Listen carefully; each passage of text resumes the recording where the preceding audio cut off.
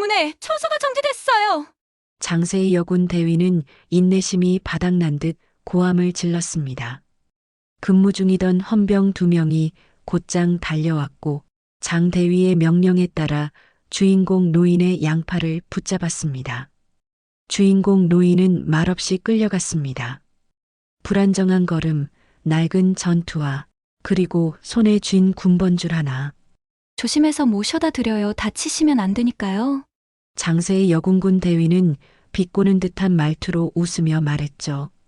결국 주인공 노인은 부대 정문에서 50m 떨어진 길가에 그대로 주저앉고 말았습니다.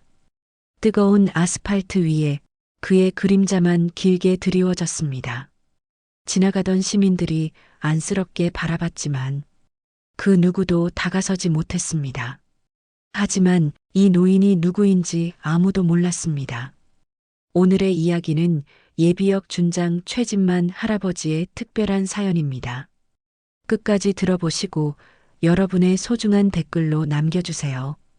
구독과 좋아요, 알림 설정은 보다 재미있는 영상을 만드는데 큰 힘이 됩니다. 한 번씩만 눌러주세요. 경기도 최전방 모사단 정문 앞 오후 2시경입니다. 한여름 무더위가 아스팔트를 달구고 있는 가운데 한 노인이 정문 초소 앞에 서 있습니다. 70대로 보이는 이 노인은 낡은 등산복을 입고 있었고 허리에는 전투화 끈이 느슨하게 묶여 있었습니다. 가장 눈에 띄는 것은 그의 손에 꼭 쥐어진 군번줄이었죠. 오래된 것 같아 보이지만 정성스럽게 관리된 흔적이 역력했습니다. 정문 근무를 서고 있던 장세희 대위는 이 노인을 보며 눈살을 찌푸렸습니다. 요즘 들어 이상한 민간인들이 부대에 찾아와서 소란을 피우는 일이 많았거든요. 특히 면회를 핑계로 부대 내부 정보를 캐내려는 사람들도 있어서 더욱 경계심이 높아진 상태였습니다. 어르신, 무슨 일로 오셨습니까? 장세의 대위가 다소 차갑게 물었습니다. 노인은 조심스럽게 입을 열었습니다. 제 손자가 이 부대에서 복무 중인데요. 며칠 전부터 연락이 끊어져서 걱정이 되어 직접 찾아왔습니다. 면회 신청을 했는데 계속 거부당해서요. 면회는 사전 신청이 필요합니다. 그리고 신분 확인도 제대로 되지 않았고요. 지금 당장은 면회가 불가능합니다. 장 대위의 목소리는 더욱 단호해졌습니다. 노인은 이해한다는 듯 고개를 끄덕이며 말했습니다. 그럼 제가 어떻게 해야 할까요? 정말 손자 얼굴만 한번 보고 가고 싶습니다. 며칠째 잠을 못 자고 있어요. 장세의 대위는 코웃음을 쳤습니다. 요즘 그런 식으로 거짓말하는 민간인들이 많아요. 여기는 아무나 들어올 수 있는 곳이 아닙니다. 보안이 얼마나 중요한 곳인지 아십니까? 노인의 얼굴에 실망감이 스쳤지만 여전히 차분한 목소리로 말했습니다. 저는 거짓말하지 않습니다. 그리고 이곳이 어떤 곳인지 누구보다 잘 알고 있어요. 그럼 더더욱 안 되죠. 알면서 왜 이런 식으로 오시는 겁니까? 장 대위는 점점 짜증이 나기 시작했습니다. 노인은 잠시 망설이다가 조용히 말했습니다. 저는 예비역 준장입니다. 최진만 준장이라고 합니다. 사실 이 부대를 제가 창설했습니다. 이 말을 들은 장세희 대위는 더욱 화가 났습니다. 지금 저에게 농담하고 계시는 겁니까? 그런 식으로 거짓말하시면 더욱 곤란해집니다. 장 대위는 노인이 손에 쥐고 있던 군번줄을 빼앗더니 땅에 떨어뜨렸습니다. 그리고는 발로 툭 차면서 말했습니다. 이런 걸 들고 다니면서 군인인 척하지 마세요. 여기서 당장 나가십시오. 노인의 얼굴이 순간 굳어졌습니다. 그 군번줄은 그에게 있어서 무엇보다 소중한 것이었거든요.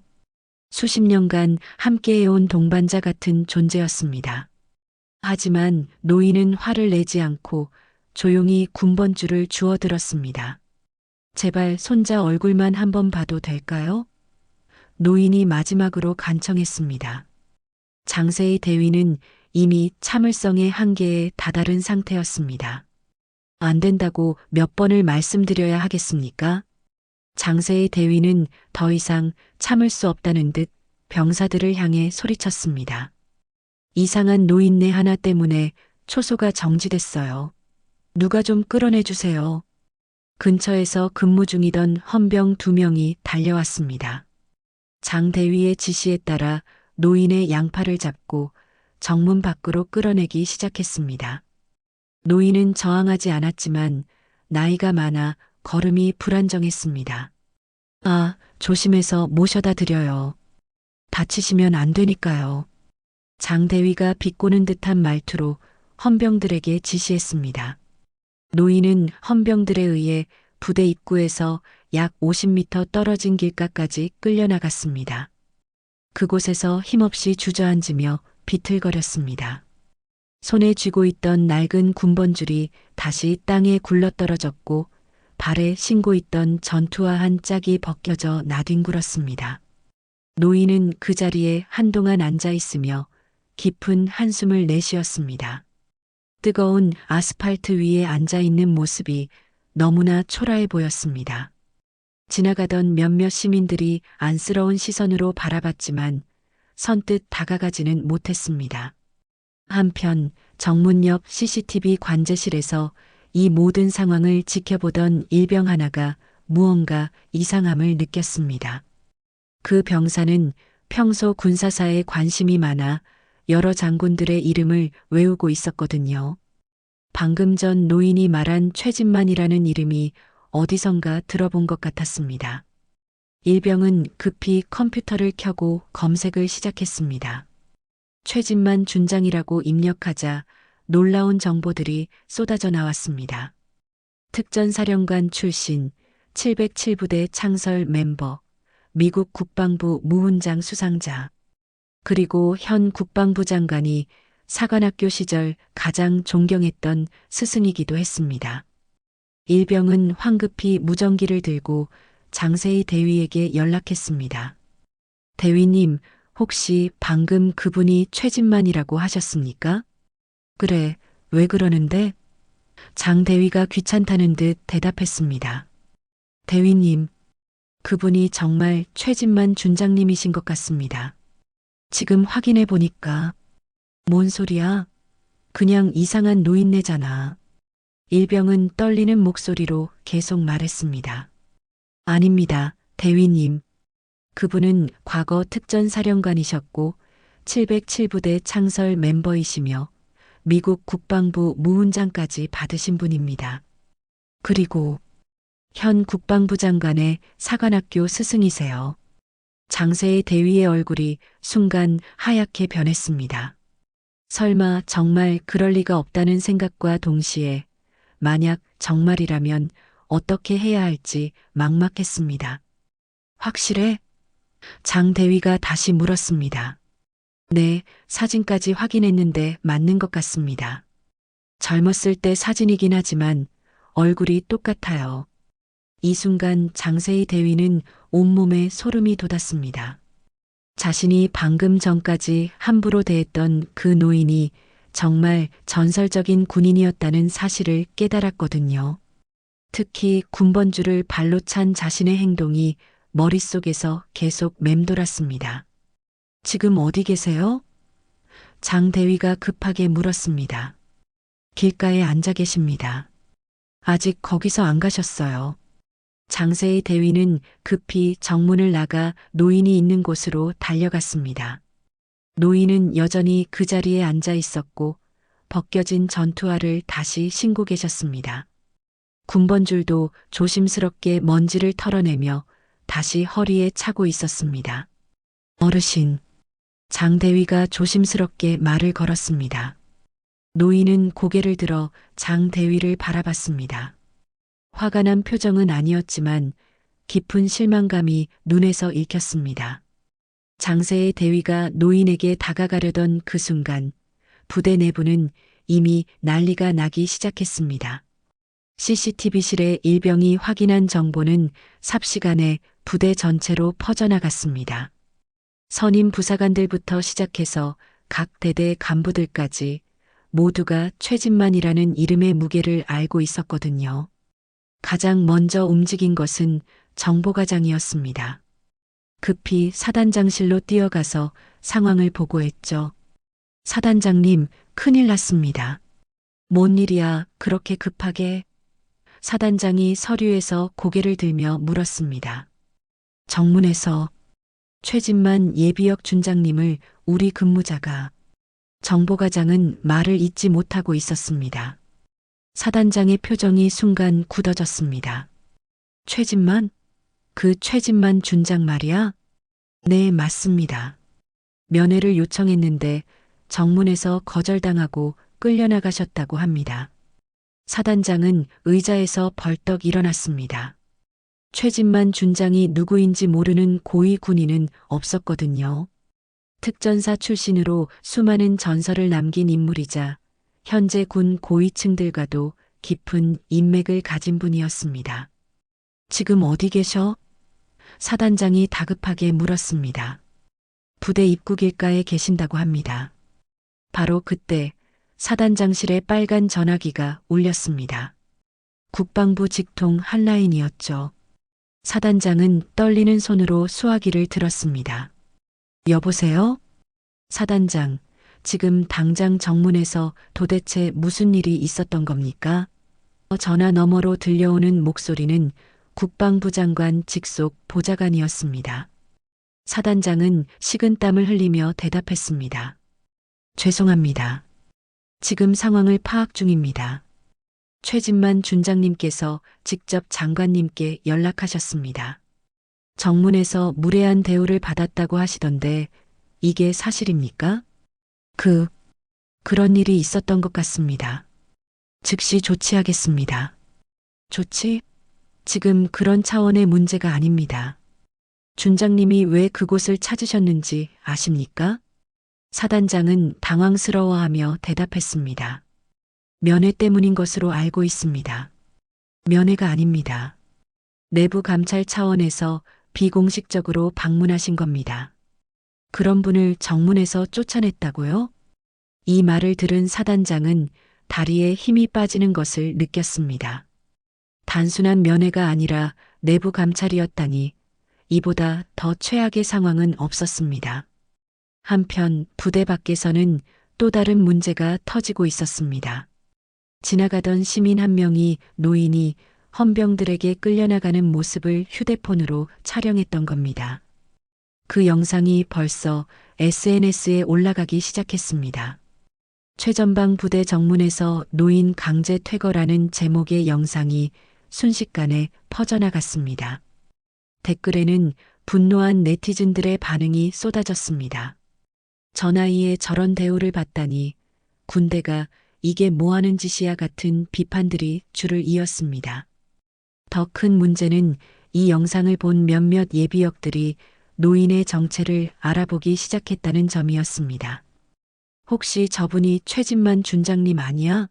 라는 댓글이 달리자 순식간에 상황은 걷잡을 수 없이 커져갔습니다. 부대 내부로 다시 돌아가 보면 사단장은 비상회의를 소집했습니다.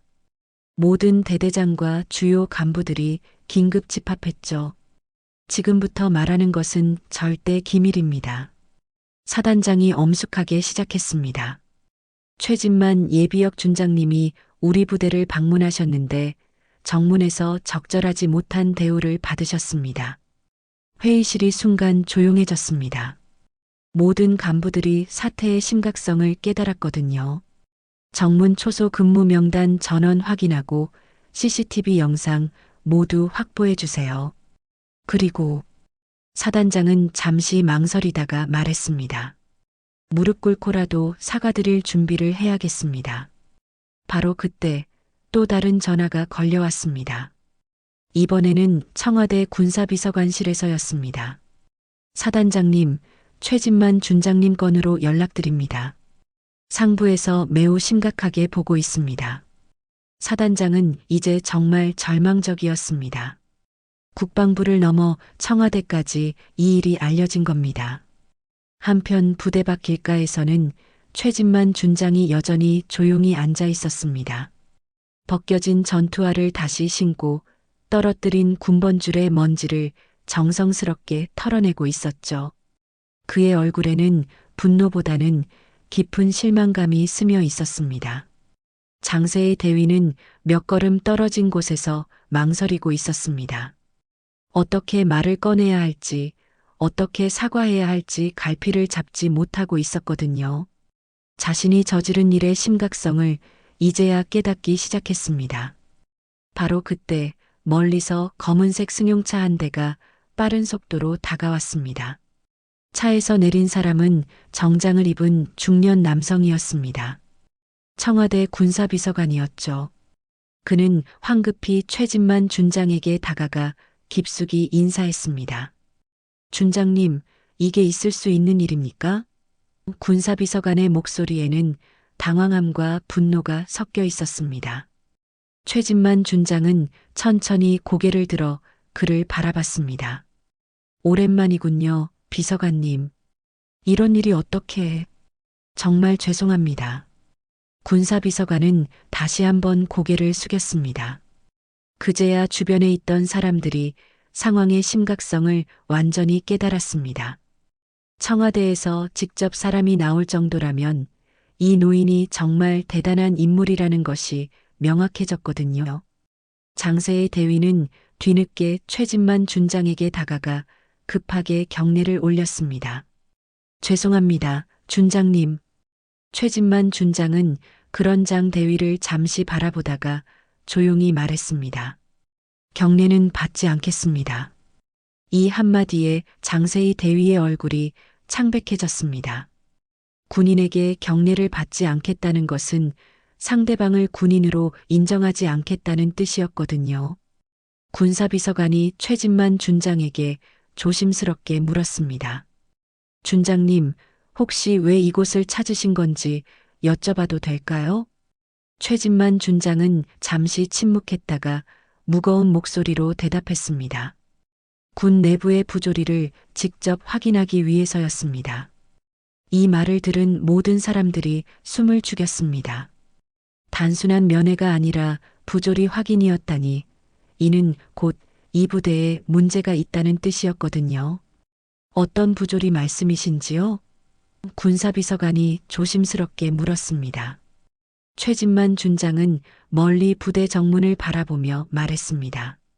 며칠 전 안타까운 소식을 들었습니다.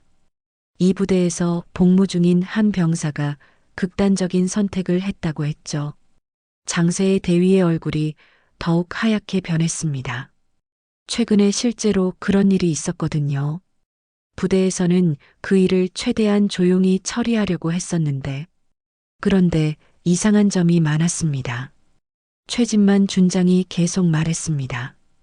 유가족들이 면회를 신청해도 계속 거부당했고 사건에 대한 제대로 된 설명도 받지 못했다고 했습니다.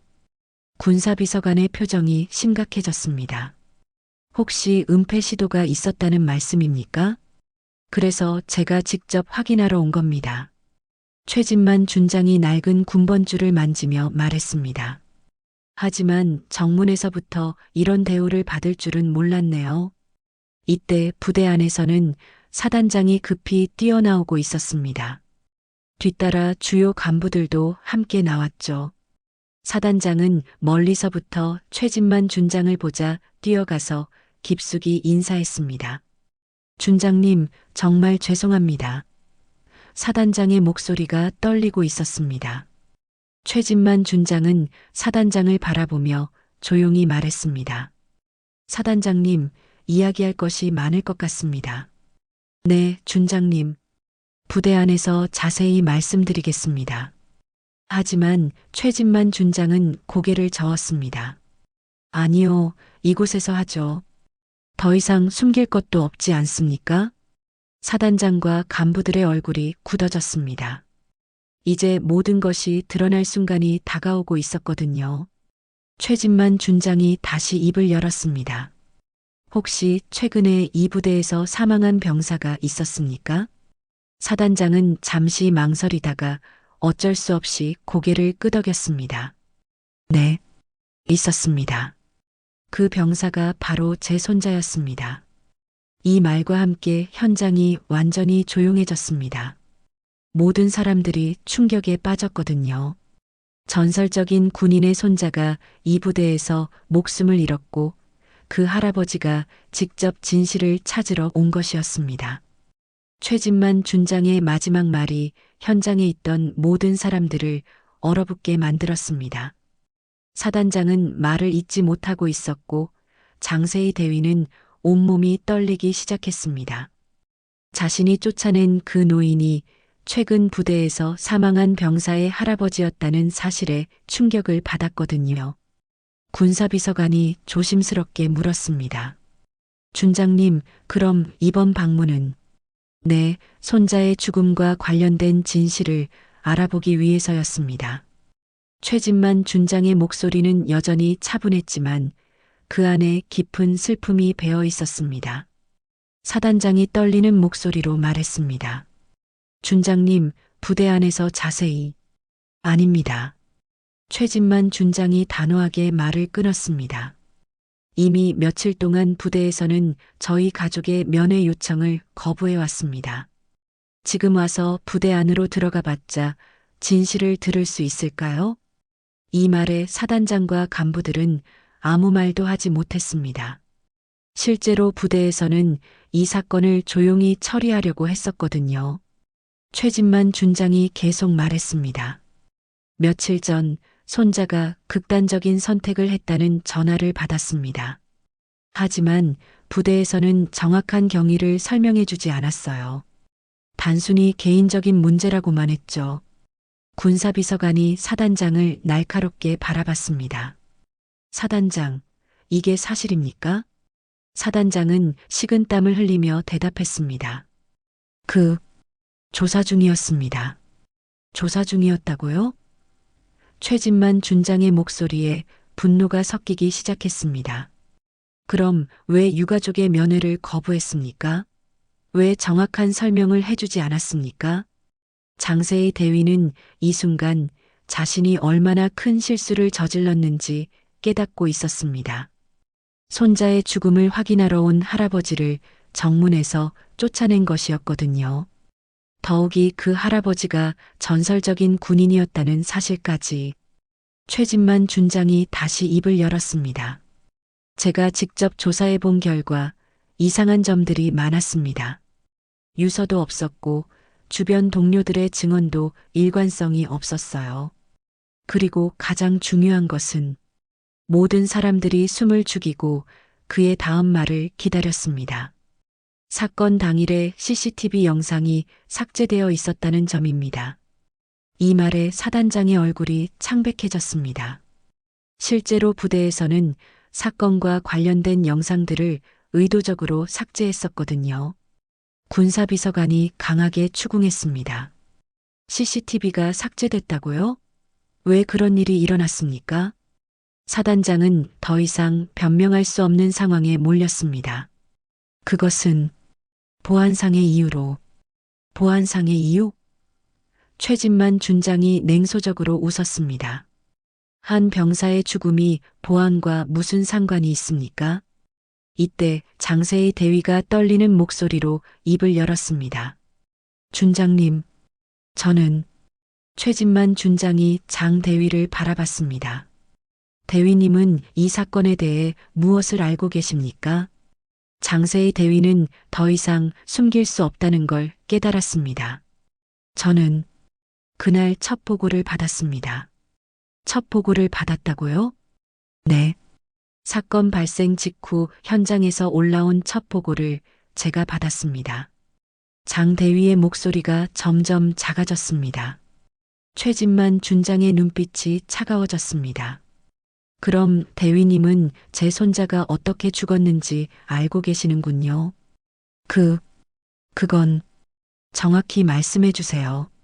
제 손자에게 무슨 일이 있었습니까?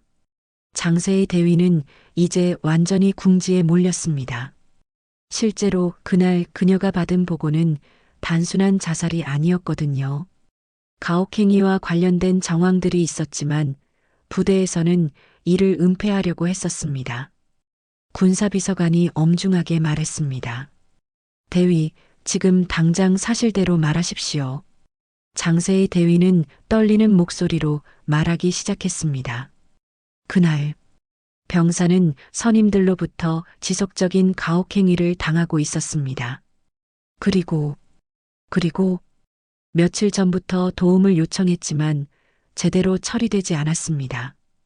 이 말을 들은 최진만 준장의 주먹이 불끈 쥐어졌습니다. 손자가 도움을 요청했지만 아무도 도와주지 않았다는 것이었거든요. 누가 보고를 받았습니까? 최진만 준장이 다그쳤습니다. 저와 중대장님이. 그럼 왜 조치를 취하지 않았습니까? 장세의 대위는 더 이상 대답할 수 없었습니다. 부대의 체면과 평가를 위해 사건을 덮으려 했다는 사실을 어떻게 말할 수 있겠습니까? 최진만 준장이 마지막으로 물었습니다. 제 손자의 마지막 말이 무엇이었는지 아십니까? 장세의 대위는 최진만 준장의 마지막 질문에 대답하지 못하고 고개를 숙였습니다.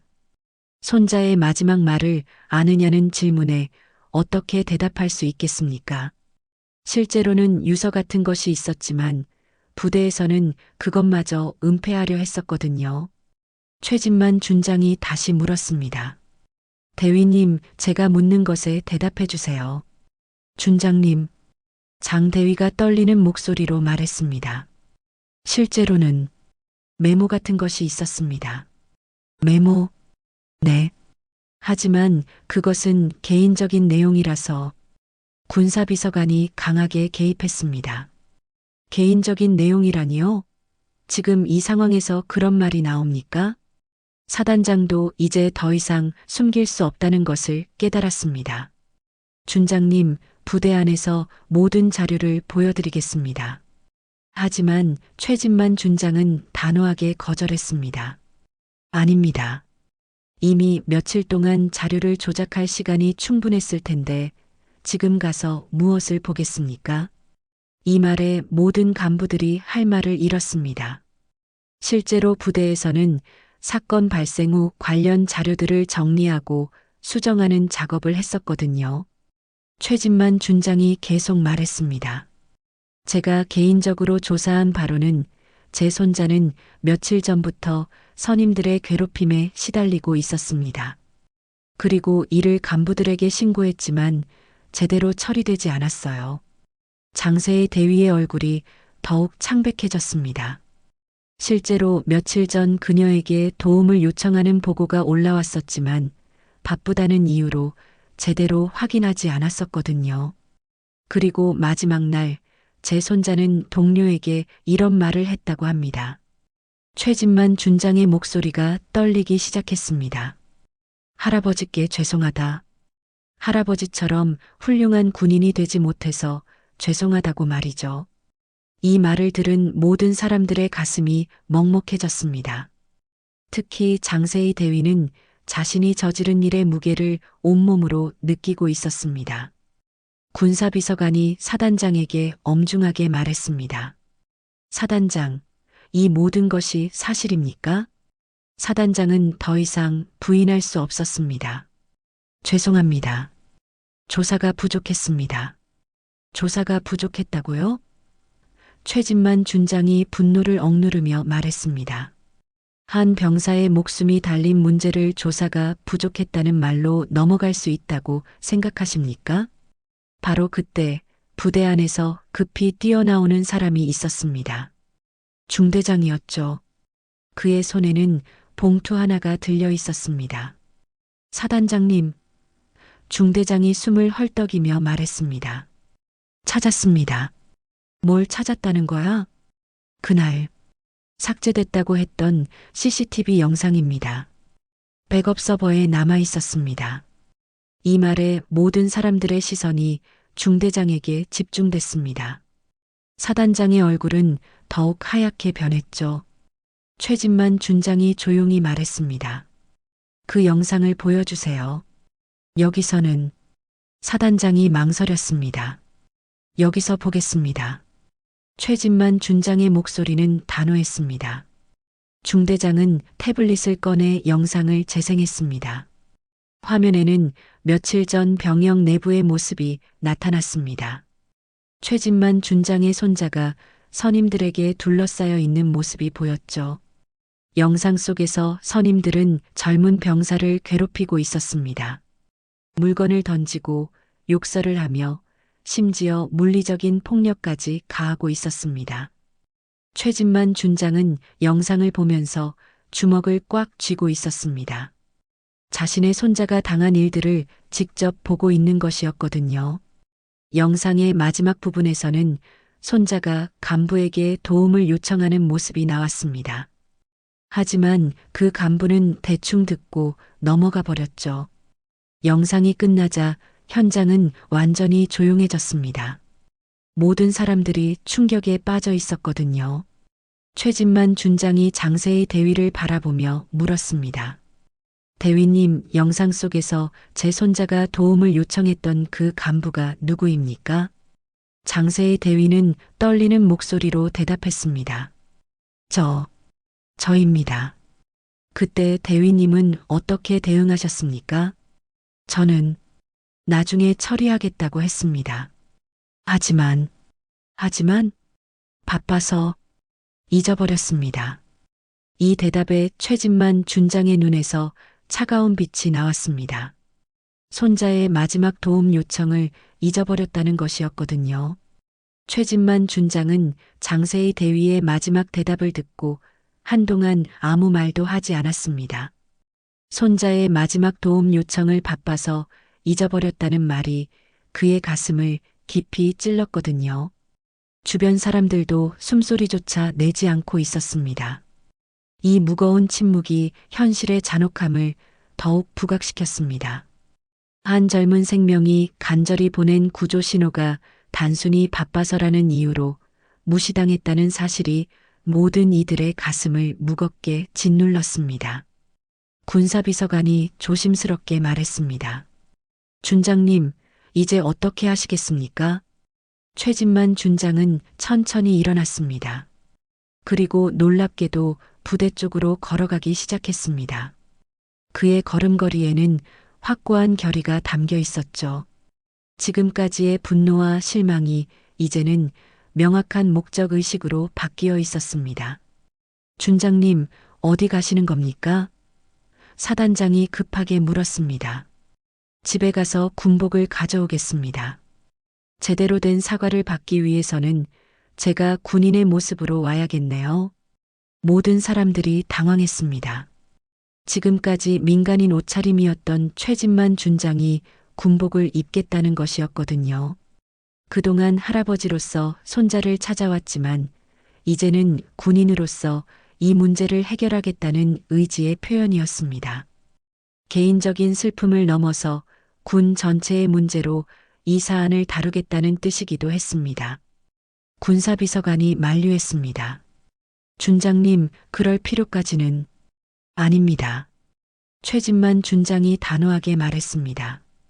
제 손자는 군인으로 죽었습니다. 그럼 저도 군인으로서 이 일을 마무리해야겠죠. 개인적인 감정이 아니라 군인의 명예를 위해서 말입니다. 장세의 대위는 그 자리에 서서 최진만 준장의 모습을 바라보고 있었습니다.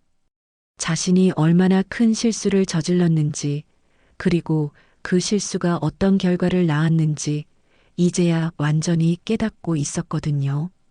단순히 정문에서 노인을 내쫓은 것이 아니라 진실을 찾으려는 유가족의 마지막 희망마저 짓밟은 것이었습니다. 1시간 후 최진만 준장이 다시 나타났습니다. 이번에는 말끔한 정복을 입고 있었습니다. 가슴에는 정복무 공훈장과 은성 훈장이 빛나고 있었고 어깨에는 준장 계급장이 달려 있었죠. 허리에는 그 낡은 군번줄이 정성스럽게 차려져 있었습니다. 몇 시간 전 정문에서 발로 차였던 바로 그 군번줄이었습니다. 그의 모습을 본 모든 사람들이 자연스럽게 경례 자세를 취했습니다. 민간인 옷을 입었을 때와는 완전히 다른 위엄이 느껴졌거든요. 수십 년간 쌓아온 군인으로서의 품격과 경험이 온몸에서 뿜어져 나왔습니다. 이제야 모든 사람들이 진짜 최진만 준장의 모습을 보게 된 것입니다. 사단장이 다가가 정중하게 경례를 올렸습니다. 준장님, 부대 전체 집결을 명령하겠습니다. 그러세요. 모든 장병들이 지켜보는 가운데 이 일을 정리하겠습니다. 숨어서 처리할 일이 아닙니다. 최진만 준장의 목소리에는 확고한 신념이 담겨 있었습니다. 이 문제를 단순히 은밀하게 처리하는 것이 아니라 모든 장병들에게 교훈이 되도록 공개적으로 해결하겠다는 의지였습니다. 부대 전체의 집결 명령이 떨어졌습니다. 1200여 명의 장병들이 부대 운동장에 도열했습니다.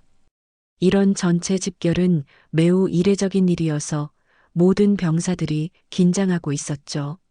무슨 일인지 정확히 알지 못하지만 심상치 않은 분위기를 모두가 감지하고 있었습니다. 간부들의 표정도 평소와 달랐고 전체적으로 숙연한 분위기가 감돌았습니다. 최진만 준장이 운동장 앞쪽으로 걸어 나왔습니다. 그의 뒤를 따라 사단장, 장세의 대위, 그리고 주요 간부들이 줄지어 섰습니다. 준장의 걸음 하나하나에 무게가 실려 있었고 모든 장병들의 시선이 그에게 집중되었습니다.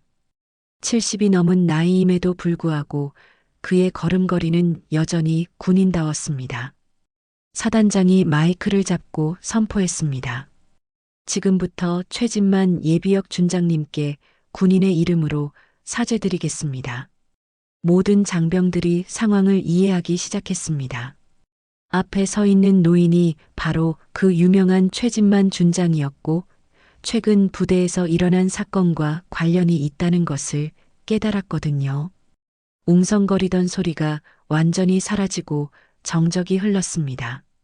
많은 병사들이 최진만 준장의 이름을 들어본 적이 있었습니다. 특전사의 전설이자 국가를 위해 헌신한 영웅적인 인물로 알려져 있었거든요. 장세의 대위가 앞으로 나와 모든 장병들이 보는 앞에서 무릎을 꿇었습니다. 그녀의 목소리는 떨리고 있었습니다. 1200명의 시선 앞에서 무릎을 꿇는다는 것은 한 군인에게 있어서 극도의 수치였지만 그녀는 이제 그것이 마땅하다는 것을 알고 있었습니다. 죄송합니다, 준장님. 고귀한 군인의 이름을 짓밟은 제 죄를 인정합니다. 운동장이 완전히 조용해졌습니다. 1200명의 장병들이 숨소리도 내지 않고 이 장면을 지켜보고 있었죠. 평소 위험 있던 장교가 무릎을 꿇고 사과하는 모습은 모든 이들에게 충격이었습니다. 특히 젊은 병사들에게는 군대 생활 중 가장 인상 깊은 순간 중 하나가 될 것이었습니다. 장세의 대위가 계속 말했습니다. 그날 정문에서 저는 사람을 보지 못하고 계급만 봤습니다. 준장님의 군번줄을 발로 차면서도 그것이 얼마나 소중한 것인지 몰랐습니다. 그녀의 목소리가 더욱 떨렸습니다. 그리고 더 큰 죄는 준장님의 손자가 도움을 요청했을 때 저는 그것을 무시했습니다. 바쁘다는 핑계로 한 생명의 외침을 외면했습니다. 운동장에 있던 많은 병사들의 눈에서 눈물이 흘러내리기 시작했습니다. 자신들과 같은 동료의 죽음이 이런 식으로 일어났다는 사실에 충격을 받았거든요. 특히 신병들은 자신들도 언제든 같은 상황에 처할 수 있다는 두려움을 느꼈습니다. 선임들의 괴롭힘을 당하면서도 도움을 요청할 곳이 없다면 과연 자신들은 어떻게 해야 할까 하는 절망감이 밀려왔습니다. 최진만 준장이 장세의 대위 앞으로 천천히 다가갔습니다. 그리고 조용하지만 명확한 목소리로 말했습니다. 고개를 드세요, 대위님. 장 대위가 눈물을 흘리며 고개를 들었습니다. 그녀의 얼굴에는 후회와 자책이 가득했습니다. 몇 시간 전까지만 해도 자신이 옳다고 생각했던 모든 행동들이 얼마나 잘못된 것이었는지 이제야 깨닫고 있었거든요. 대위님은 이제 깨달았습니까? 군인이 무엇인지 말입니다. 네. 준장님. 장세의 대위의 목소리는 간신히 들릴 정도로 작았습니다. 군인은 계급으로 사람을 판단하는 자가 아닙니다. 부하의 생명을 지키는 것이 군인의 첫 번째 임무입니다. 최진만 준장의 목소리에는 수십 년간 쌓아온 경험과 철학이 담겨 있었습니다. 계급장은 권력을 상징하는 것이 아니라 책임을 의미하는 것입니다. 최진만 준장이 모든 장병들을 바라보며 큰 목소리로 말했습니다. 여러분, 제 손자는 여러분과 같은 젊은 군인이었습니다. 20살의 청년이었죠. 그 아이가 마지막에 무엇을 원했는지 아십니까? 운동장이 더욱 조용해졌습니다. 1200명의 장병들이 모두 숨을 죽이고 있었습니다. 그 아이는 할아버지처럼 훌륭한 군인이 되고 싶어 했습니다. 나라를 지키는 자랑스러운 군인이 되겠다고 했어요. 하지만 아무도 그 아이를 도와주지 않았습니다. 최진만 준장의 목소리에 감정이 섞이기 시작했습니다. 70년을 살아온 노인의 목소리였지만 그 안에는 손자를 잃은 할아버지의 깊은 슬픔이 배어 있었습니다. 군대는 강한 자가 약한 자를 괴롭히는 곳이 아닙니다. 서로를 지켜주는 곳이어야 합니다. 전쟁터에서 동료를 지키지 못하는 자가 어떻게 나라를 지킬 수 있겠습니까? 모든 장병들이 깊이 고개를 숙였습니다. 자신들도 비슷한 상황에서 동료를 제대로 도와주지 못했던 기억들이 떠올랐거든요. 선임의 괴롭힘을 당하는 동료를 보면서도 자신에게 피해가 올까봐 모른 척했던 순간들이 생각났습니다. 최진만 준장이 허리에서 군번줄을 풀어들었습니다. 몇 시간 전 정문에서 발로 차였던 바로 그 군번줄이었습니다. 하지만 이제 그것은 다시 빛나고 있었습니다. 이 군번줄을 보십시오. 최진만 준장이 군번줄을 높이 들었습니다. 이것은 50년 전 제가 군에 입대할 때부터 지금까지 제 곁에 있었습니다. 베트남 전쟁터에서도 특전사 훈련 중에도 위험한 작전 중에도 항상 함께했죠. 장병들이 모두 그 군번줄을 바라봤습니다. 낡았지만 정성스럽게 관리된 흔적이 역력했습니다. 하지만 이 군번줄이 가장 소중한 이유는 다른 곳에 있습니다. 이것은 제가 지켜야 할 사람들을 항상 기억하게 해주는 것입니다. 부하들을, 동료들을, 그리고 국민들을 지켜야 한다는 책임감을 말이죠. 최진만 준장이 정문 초소 쪽으로 걸어갔습니다. 모든 장병들이 그의 뒤를 따랐습니다. 그는 정문 앞에서 멈춰서서 거수경례 자세를 취했습니다. 충성! 최진만 준장의 외침이 부대 전체에 울려 퍼졌습니다. 장세의 대위가 눈물을 흘리며 따라 외쳤습니다. 충성! 그 외침에 부대 전 병력도 일제히 경례를 올리며 외쳤습니다. 충성! 1200명의 목소리가 하나가 되어 하늘로 치솟았습니다. 그 순간 모든 장병들은 진정한 군인이 무엇인지 깨닫고 있었습니다. 최진만 준장이 마지막으로 한마디를 남겼습니다. 진실을 외면한 순간 그 부대는 죽은 것입니다. 오늘부터 이 부대가 다시 살아나기를 바랍니다. 며칠 후 부대 정문 앞에는 새로운 기념비가 세워졌습니다. 최진만 장군, 이곳에서 다시 군인의 명예를 일깨우다라는 문구가 새겨져 있었습니다. 그리고 그 아래에는 최진만 준장의 군번줄이 영구히 봉인되어 있었습니다. 기념비 제막식 날 한 병사가 장세희 대위에게 물었습니다. 대위님, 그날 기억나시죠? 장세희는 고개를 끄덕이며 말했습니다. 그날 이후 나는 진짜 군인이 됐어. 계급장이 아니라 마음으로 말이야. 그녀는 이제 매일 아침 그 기념비 앞에서 경례를 올렸습니다. 그리고 부하들에게 항상 말했죠. 우리는 서로를 지키는 사람들이다. 그것이 진짜 군인이다. 최진만 준장은 그 후로도 가끔 부대를 방문했습니다.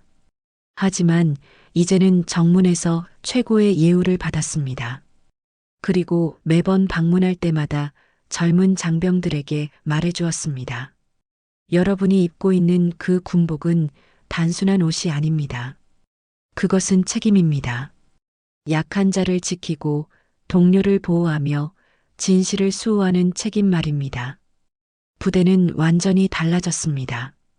가혹행위는 사라졌고 부하들의 고민을 듣는 간부들이 늘어났습니다. 그리고 가장 중요한 것은 서로를 진정으로 배려하는 문화가 자리 잡았다는 것이었습니다. 진정한 군인은 계급이 아니라 사람을 지킬 줄 아는 자라는 교훈이 이 부대의 새로운 전통이 되었습니다.